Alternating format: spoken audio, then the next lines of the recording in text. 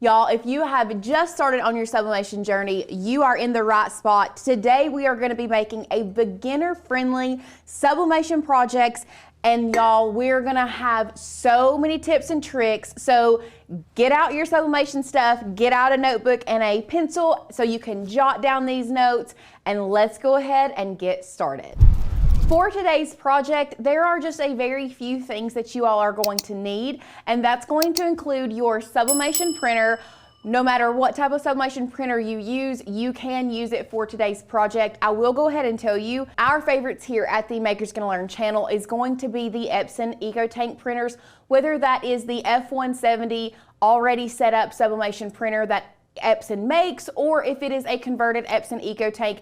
Those are going to be the ones that we tend to lean towards. We have used Sawgrass and other printers, but in our opinion, we just think Epson makes a really good printer and really gives us a really good payout. So today we're going to be using the Epson EcoTank F170 printer, as you can see here.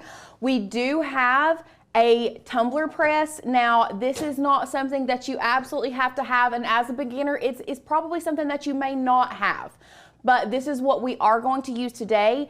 I do have a tip for our beginners if you are using a convection oven, and I will show you that once we get to the pressing process. I will show you that tip. But other than that, these two pieces of equipment, of course, our favorite sublimation paper, which is the A-Sub sublimation paper, and our sublimation blank. If you are curious where you can find this blank, you can check down below. We have all of our materials that we're going to be using listed down below, so definitely make sure to check that out. So before we get started creating our design, the very first tip that I have for beginners is to start small. Now, that doesn't mean a simplified design. You can have a complicated design on any blank that you choose, but in my opinion, for beginners, you're going to want to start small. You can see here that we have chosen an image that has lots of different colors and it looks so cute, but it is small on the cup and not a full wrap. If you are starting, especially with cups, y'all, if you are trying to start with a full wrap on a cup, unfortunately, you are just going to be setting yourself up for failure, because full wraps, even for a seasoned crafter, is sometimes hard. So when I say start small, I mean start and make your design a little bit smaller so it fits within the size of your blank. You may not be creating a cup. Maybe you want your first design to be on a t-shirt. And if you decide to do a t-shirt, my advice is just, like I said, still start small. Maybe it's just a design here on the shoulder or just a small design across the front. You're definitely not going to want to try to piece together a large image on a shirt or any other blank that you create. So tip number one for beginners, it's okay to start small, and I promise you it's still going to look great. The second tip that I have for beginners is talking about blanks, and I really want to talk about this before we jump into designing, and that is start with blanks that are designated sublimation blanks. Now, I'm sure you have seen all over the internet that there are so many different ways that you can still sublimate on different materials, and you can. But if you are a beginner, I truly think you just need to start with blanks that are pre-made for sublimation. The reason being is because you're always going to get a really good color payout. You're not going to have to worry about if you have coated it with polyacrylic, is it going to heat up wrong? Is it going to stick to my paper? So many things can go wrong when you put polyacrylic or try to make a sublimation blank that, once again, even well-seasoned crafters have issues with. That's why for beginners, I really just think it's going to be so much easier on you if you start with something designated for sublimation. If it's a shirt, 100% poly count shirt is going to be perfect. If it is a cup or some other type of blank, I know that local craft stores have plenty of sublimation blanks, and you can find them all over the internet. If you'll just type in sublimation blanks, you will find so many of them that are pre-made for sublimation. Now, I hope you guys are ready to create an amazing mug, because now we're gonna hop over to share screen and I'm gonna show you exactly how we designed this. Now that we are here, y'all, If you are new to Sublimation and you have never used Canva, I truly think this is a great time to start, because Canva is one of those design softwares that I think really helps those who are sublimating, because we can use so much more area versus Cricut Design Space. If that is the software that you're used to designing in, I definitely think you need to play around with Canva. It is pretty simple to use, and like I said, I'm going to walk you through the process today. So first thing that we need to do is create a design. So you can see here on the Canva homepage, once you have logged in or created you a free account, you can see this create a design up here in the top left corner. So what we're going to do is we're going to click create a design. Now, especially when it comes to sublimation, this tip is one of my favorite tips to give beginners.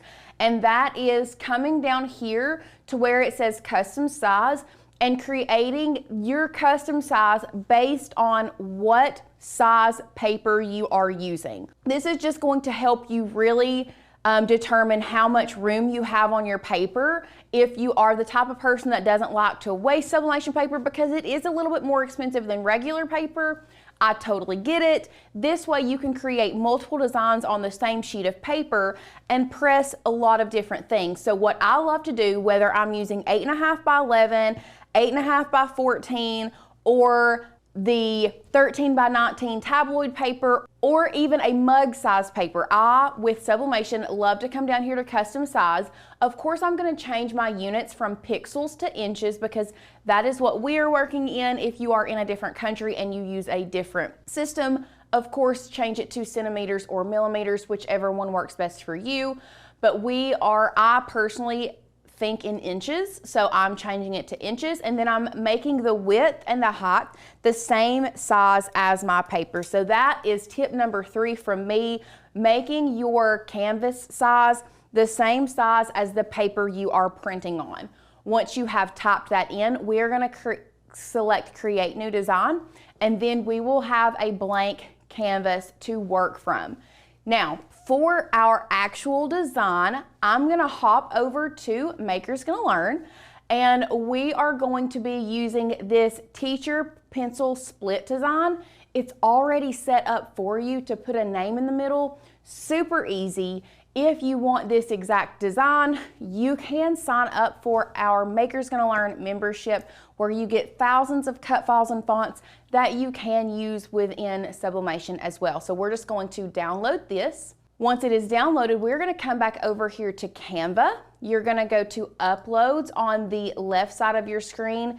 Now you can either bring in your Finder and you can go to your recent downloads, or you can come up here to Upload File and it will pull it up for you. We are using the PNG version because we are doing Sublimation. That is just the portable network graphic. So we're going to drag and drop that here, and then it is going to upload to Canva.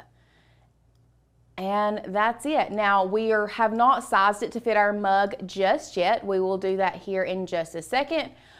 But that's all you have to do. Drag, drop, upload it into Canva, and then we will type our name. Now the next step in creating this super cute design is going to be adding the name. You can do that using fonts that you have that are readily available here on Canva.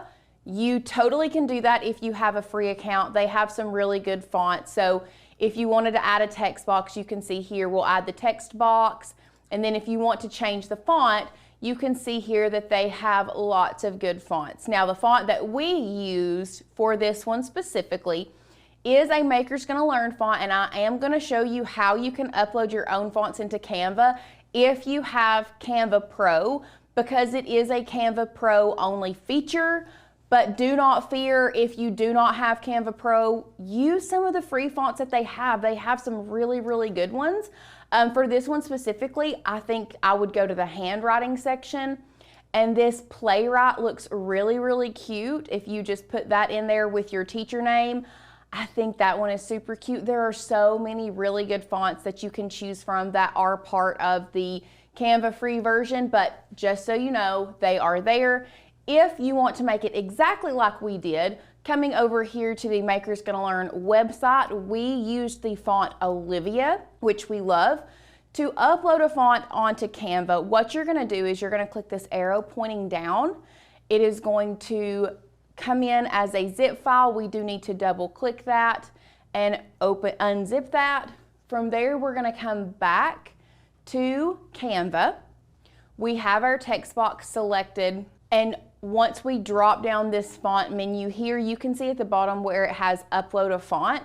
So we're just gonna click upload a font.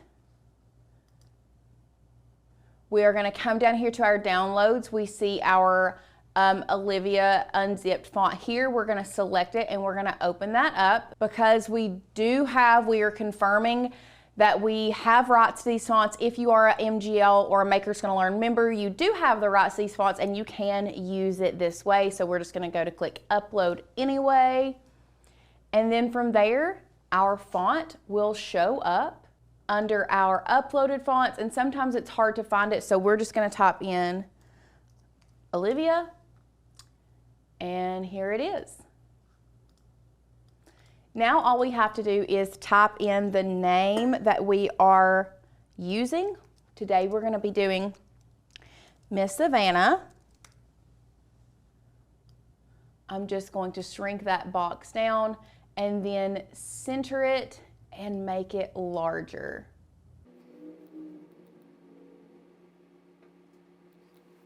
Once you have done that, you can move your name around to fit where you want it. Another cool feature with Canva that you can do is if you drag and drop, and you can see both of these are selected. With both of these layers selected, we can go to position and we can actually align these elements together and center them perfectly. And once they are centered, what I'm going to do is I'm going to come up here to group, and I'm just going to group them together. And so it truly just makes it one large image, and then I'm just going to scale it.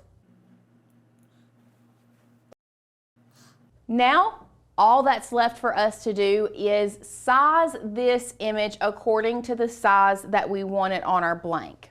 So what we're gonna do before I size it on my canvas is I just like to pull out my blank and get some measurements. So for this one, I think really staying within the 3.5 inches in width is going to be where it's at. Of course, I only have, I would say 3 inches max to work with when it comes to height. So we're gonna go 3.5 by 3, and let's go back to our share screen.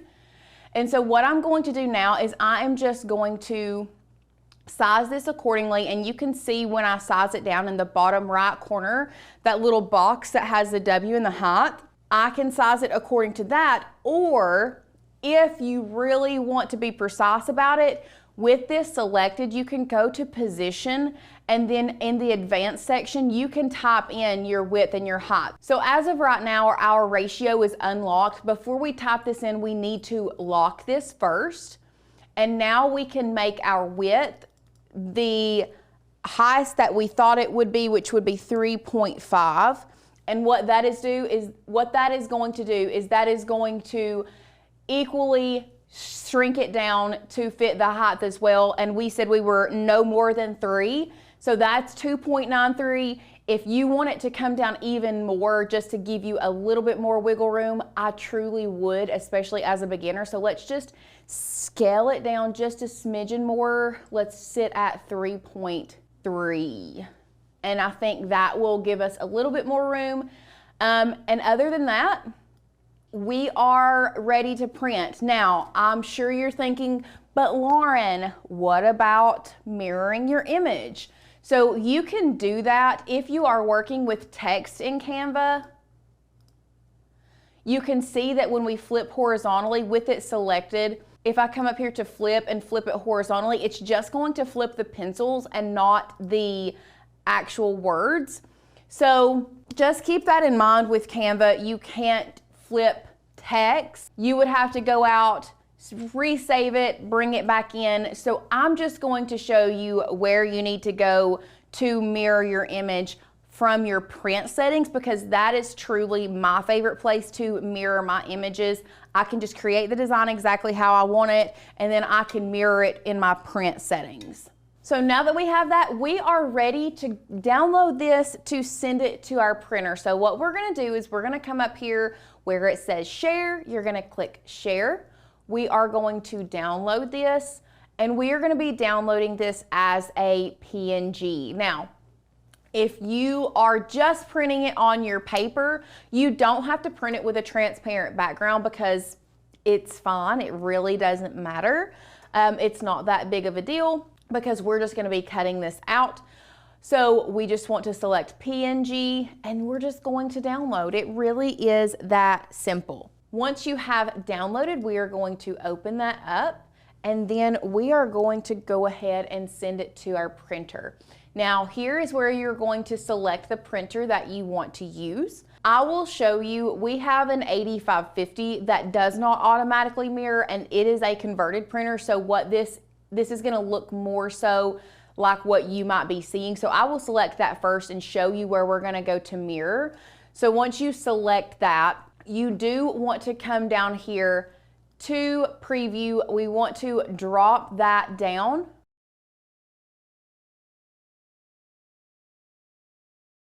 From there, you're gonna go to print settings. Now, once you have pulled up print settings, you can see down here that ours has mirror image. Sometimes it can be found in print settings. Sometimes it can be found in layout, either one, flipping it horizontally there. So since I've shown you where you can go to flip it from your print settings, I'm gonna go back up here and I'm gonna choose the one that we are using, which is the Epson SureColor F170 series. Now this is a printer that is already set up for sublimation, so if you have one of these, fun fact, I learned this the hard way as a beginner, it automatically mirrors your design for you, so you don't have to. So once I have done that, I am going to come down here to color matching and change it from Epson color controls to color sync. What this is going to do is just going to give me colors more so like what I see on my screen versus the deeper colors that you will sometimes see with the Epson color control. You can come down here and change your profile. I like to leave it on automatic. I think it's going to be the best for beginners as well. So just leave it on automatic and then all we have to do is go to print.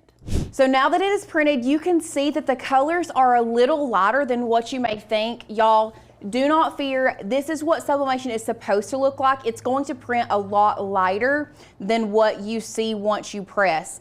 If for some reason you are not getting the colors that you need, especially for those that may have a converted printer, trust us, it's not you. You just have to learn a more advanced set of skills when it comes to getting your printer to print the colors that you need. And I'm here to tell you that we have an amazing course called Maker's Gonna Sublimate that you can jump in on today for next to nothing, and it will save you hundreds of dollars in wasted blanks. Trust me, I know this because we spent so much money in blanks trying to get the color profiles right on our printer. Now, like I said, getting your color profiles is definitely not a beginner-friendly process, but we have broken it down for you within Maker's Gonna Sublimate, and we walk with you hand in hand, teaching you how to download the print driver, giving you the colors that we use to get those color profiles right based on the ink that we use, because each brand of ink is going to be made up entirely different. So another pro tip, not beginner tip, but depending on what ink you use, get on their website. They normally have the ICC color profiles for your printer with their ink. So make sure you check that out. But like I said, we give you all of that information as well within Maker's Gonna Sublimate. Plus you get all of these other videos that is going to save you so much time and headache when it comes to learning sublimation. And I also didn't mention that there are 600 plus sublimation files ready for you to go as soon as you get the course, y'all. It's a no-brainer. It's a one-time fee. You get it for lifetime. Plus you get any and all updates that we do within that course. So if you're a beginner and you're still struggling, I definitely think you need to check out that link down below. So let's go ahead and get this pressed so that you all can see the colors on this amazing cup. Now that we have our design printed, we are ready to tape this onto our cup. Now you are going to want to try to line it up as best you can. We are using a press. Make sure you take the plastic lid off of your cup if you are also using a press. So you want to try your best to line this up as good as possible. Now, it is easier to see in person. You can see where the design is. So I feel like I have a better idea of where it's at, probably better than what you can see on the screen, but we're just gonna line this up. Now, as I'm taping this down, let's talk about the importance of having your design truly taped down really, really well and snug up against your cup. So the way that sublimation works, for those that may not know, especially if you are a beginner, the ink that is printed here is a special dye sublimation ink. So what happens is when heat is applied, heat and pressure is applied to this ink, it then turns into a gas. What that gas does, the gas particles bounce off of each other and they're going to stick to the polymers on this cup. So it's kind of like they're looking for the closest glue to stick themselves to. So that's why we want to make sure our design stays really tight, because if there's room, let's say there's a gap here, for the gas particles to bounce around, they're going to find something to glue down or to adhere themselves down to, but it may be somewhere over here. So you want your transfer to be very tight up against your design, which is why a lot of times we suggest using a tumbler press on a round surface if this is something that you plan on getting into, especially to sell later on. Now remember, at the first of the video, I told you guys, if you don't have a tumbler press, do not fear. I'm going to give you a tip for what we have found works best if you are working with a convection oven, and that is going to be these amazing silicone sleeves. Now they have them for all different sizes, and you can see this one is actually made to go through the middle of the